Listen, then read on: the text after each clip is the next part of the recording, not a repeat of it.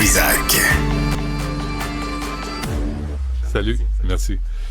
Christian Page est avec nous. C'est la dernière aujourd'hui, hein? Christian, Maxime Delan revient demain. Fait que t'as intérêt à être bon, ça gramouille. Mais il va revenir après, plus tard, en février. Ah, c'est vrai? Ah oui, OK. Ah bon, on m'a pas averti. J'ai pas vu le mémo. C'était une surprise. Ben oui, on sera de retour ensemble la semaine prochaine.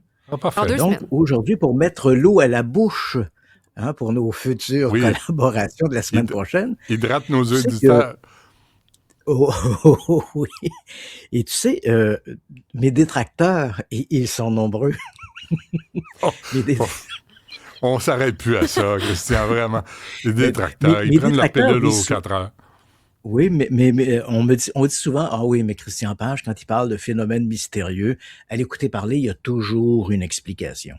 Et dans les faits, c'est vrai que dans 95% des cas, on peut expliquer ces phénomènes par des explications assez rationnelles sans chercher de midi à 14 heures. Et bien dans bien des cas, le 5% qui reste, ce sont des cas qui sont insuffisamment détaillés pour pouvoir tirer des conclusions.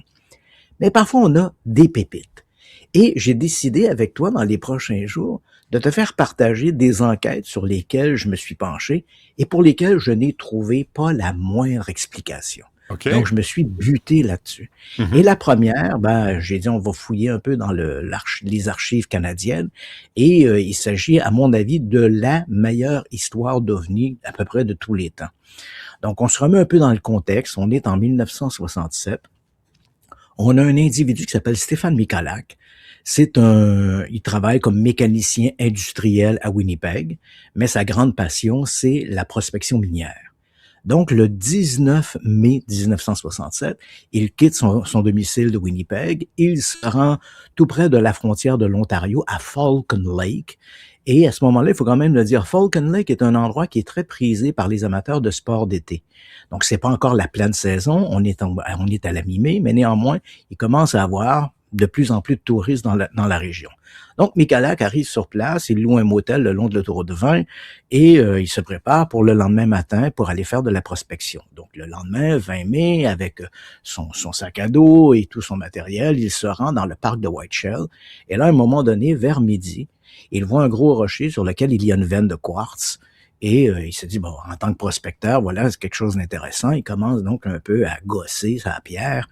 Et éventuellement, vers 12h15, il décide de se restaurer. Et là, il voit arriver 2 objets dans le ciel. Au début, il a l'impression que les objets ressemblent à des cylindres. Mais plus les objets se rapprochent, il a l'impression que ce sont 2 soucoupes. Et les 2 objets en forme de disque irradient d'une lumière comme s'ils étaient chauffés à blanc, du métal chauffé à blanc. L'un des objets reste en l'air, l'autre se pose à quelques mètres de lui.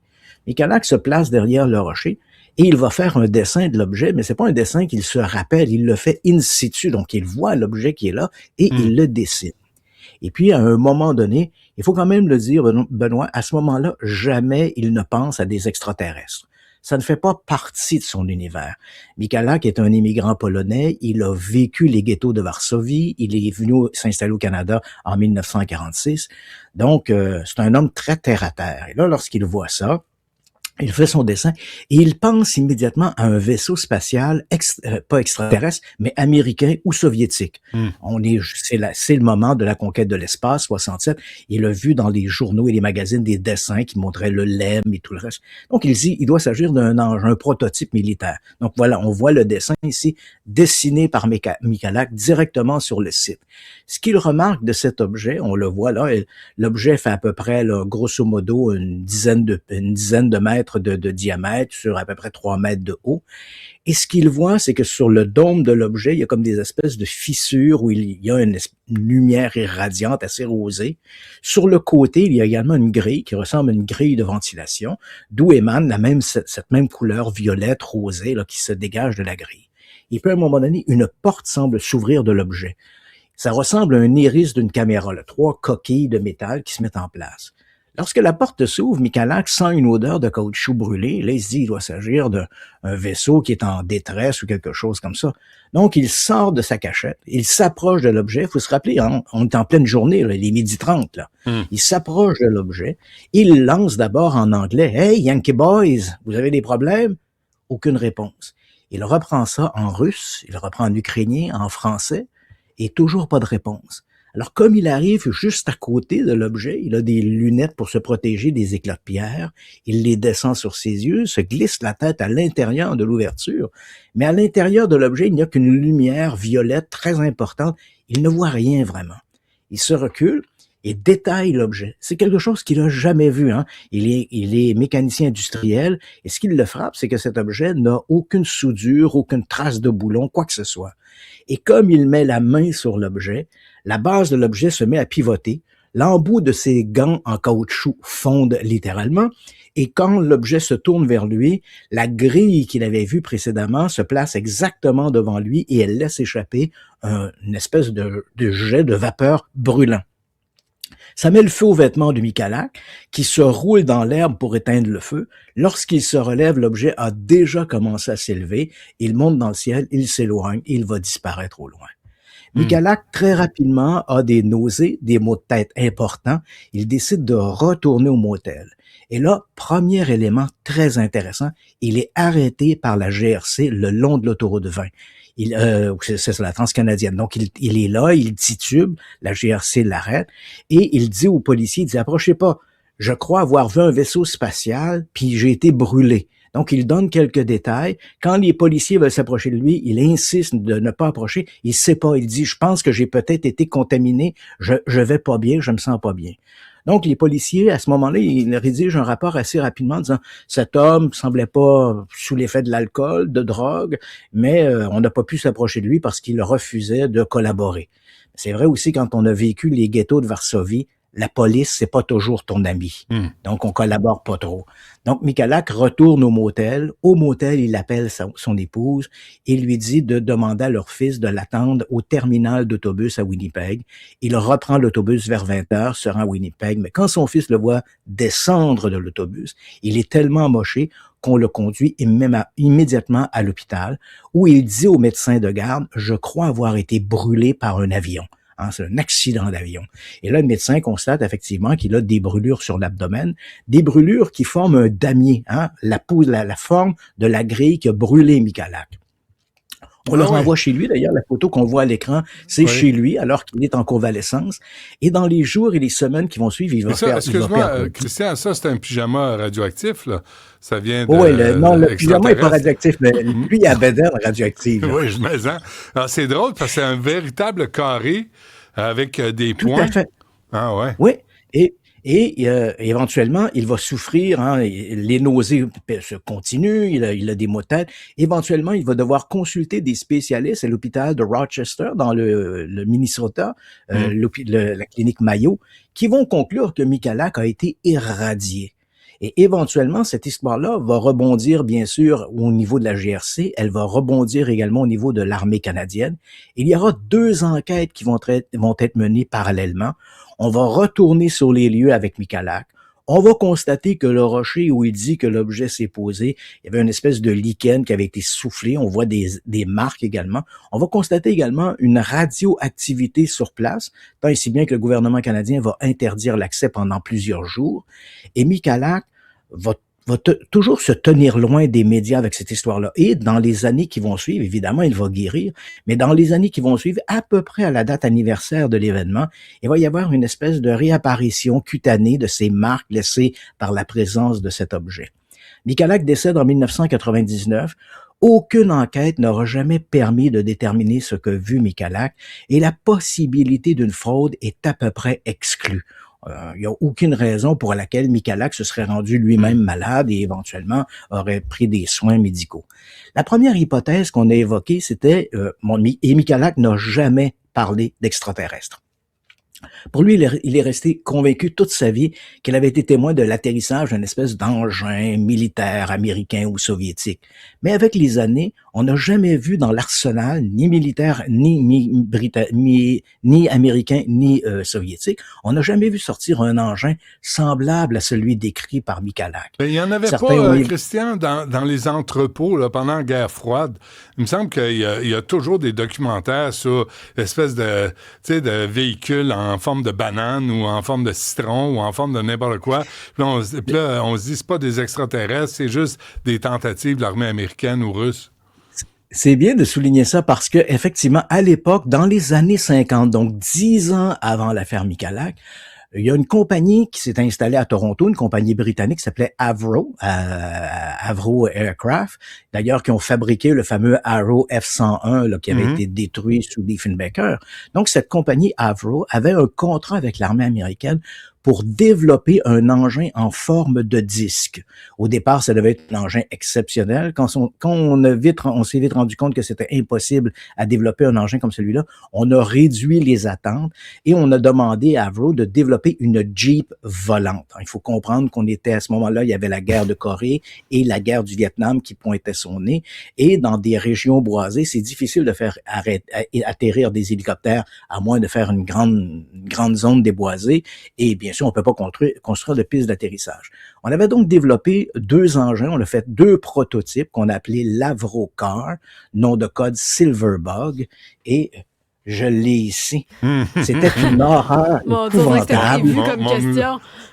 C'était une espèce de soucoupe avec un ventilateur au centre, une grosse turbine. Et en fait, l'objet, dans les essais, ne s'est jamais ça, c'est quoi, Christian? Ça ressemble à un cendrier. Ah, OK. Non, c'est la maquette la maquette qu'avaient les employés de Avro sur leur bureau. Une vraie? Oui, ils rêvaient beaucoup. Mais comment t'as mis la main là-dessus? J'ai rencontré des gens de la compagnie Avro, puis un d'entre eux, il avait encore conservé sa maquette. Fait que, il me l'a donné. L'as-tu volé ou t'as attendu que tu le donnes? On me l'a donné. OK, bonne réponse. Christian, j'ai une question pour toi. Comment ça se fait? Parce que tu dis que c'est un des phénomènes les plus inexpliqués, mais ça reste que c'est basé sur le témoignage d'un seul homme. Pourquoi juste ça, en soi, c'est pas quelque chose qui est décrédibilisant? En fait, on a plusieurs éléments. D'abord, on a bien sûr le témoignage d'un homme. Ce qui est intéressant de noter, c'est par exemple son dessin, tout ça, il le fait in situ. Donc, on a un dessin, ce n'est pas de mémoire qu'il redessine l'objet. Ensuite, on a un rapport de la GRC qui correspond à la description de Michalak. Il dit, je suis sorti du bois, je suis retourné au motel. Et là, on a un rapport de police qui indique qu'effectivement, Michalak a été vu à l'arrêt sur le bord de la route. Ensuite, il y a 2 enquêtes qui ont été menées par la GRC et l'armée canadienne qui se sont rendues sur place et qui ont trouvé des traces qui correspondent au récit de Michalak. Ouais. Le Grand Rocher... Pardon? Non, mais je dis d'accord, c'est dans le fond tous les éléments que tu as présentés tantôt. C'est tous ces éléments-là, effectivement. Voilà, et la maladie de Michalak, tout ça. Mais il faut quand même préciser que dans l'univers du paranormal, des cas béton, il n'y en a pas. Et même dans l'affaire Michalak, il y a des petites choses qui agacent. Pour être honnête, il faut le mentionner, à moins d'1 kilomètre de distance, il y avait une tour de garde forestier. Cette journée-là, il y avait 2 employés qui étaient en faction. Et on parle ici d'une tour qui est située à 10 mètres ou 15 mètres au-dessus du sol. Le travail de ces gens-là, c'est de voir les incendies. Or, ils n'ont rien vu. Non seulement ils n'ont pas vu les objets observés par Michalak traverser le ciel, c'est une belle journée ensoleillée, ciel dégagé, ils n'ont pas vu les objets. Ils n'ont pas vu non plus le feu de broussailles mentionné par Michalak au moment où l'objet est décollé, puis ils n'ont pas vu non plus le feu qu'aurait laissé Michalak, ou à tout moins la fumée en essayant d'éteindre le feu sur lui. Ça travaille pas ce monde-là, quoi. Ouais, c'est ça. C'est des fonctionnaires. Non, c'est ça. Non, mais c'est pas parce qu'ils n'ont pas vu que ça n'a pas existé. Non, tout à fait. Non. Donc, pour être honnête, il faut le mentionner. Ils l'ont pas vu.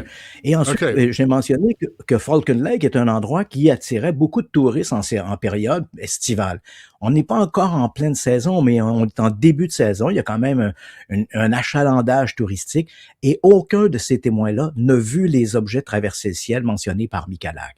Et la trajectoire qu'il évoquait, il dit les objets ont quitté vers l'ouest, aurait dû éventuellement les amener au-dessus de Falcon Lake, mais personne ne les a vus. Des gens ont parlé avoir vu les objets, mais après que l'histoire de Michalak a été rapportée dans les journaux, et très souvent, là, quand on a une histoire comme celle-là dans la presse, il y a des cocos qui sortent et disent « Oh, je l'ai vu », mais bon, mais personne n'a rapporté cet événement-là le jour même ou le lendemain. Avant qu'on se quitte, Christian, toi, t'en penses quoi? Je n'ai vraiment pas d'explication, Benoît. Je refuse d'accepter que c'est un engin spatial extraterrestre, mais si c'est pas un engin spatial extraterrestre, j'ignore complètement de quoi il s'agit. Petite note à l'affaire Michalak, 2017, le gouvernement, la monnaie royale canadienne, décide de frapper des pièces de monnaie à l'image d'histoires d'ovnis qui ont marqué la culture populaire. La première pièce de la collection, l'affaire Michalak. C'est fort. C'est fort. Hein? Le Michalak en question, est-ce qu'il est mort d'effets radioactifs? Est-ce qu'il est mort de cancer? Pas du tout. Il est décédé. Non, il est décédé en 1999 et crois-le ou non, la seule entrevue télévisée qu'il a jamais donnée, 1993, il est passé à l'émission Unsolved Mysteries, mais c'est devant l'insistance de ses enfants. Sinon, il aurait refusé. Mais ses enfants disaient, il nous faut une espèce de souvenir après ton décès, etc. Donc, il a accepté. Il a refusé d'être payé. Il a accepté de donner cette entrevue Unsolved Mysteries et c'est le seul document visuel que l'on a de Michalak qui raconte son histoire. La preuve, donc, j'ai absolument aucune idée. Le tatouage sur la bédaine, ça s'arrête là. Il n'y a pas d'autres. Ouais. Il n'y a pas d'autres preuves. Non, c'est ça. Mais bon, c'est une histoire, quand on met à bout tous les éléments, on est vraiment en présence d'une histoire qui est troublante, sans nécessairement conclure à des visites extraterrestres. Donc, pour celle-là, je dois cocher, je n'ai pas d'explication. Très bien. Christian Page, merci. On se reparle la semaine prochaine, dans 2 semaines, quand tu veux. Merci. Okay. À la prochaine. Salut.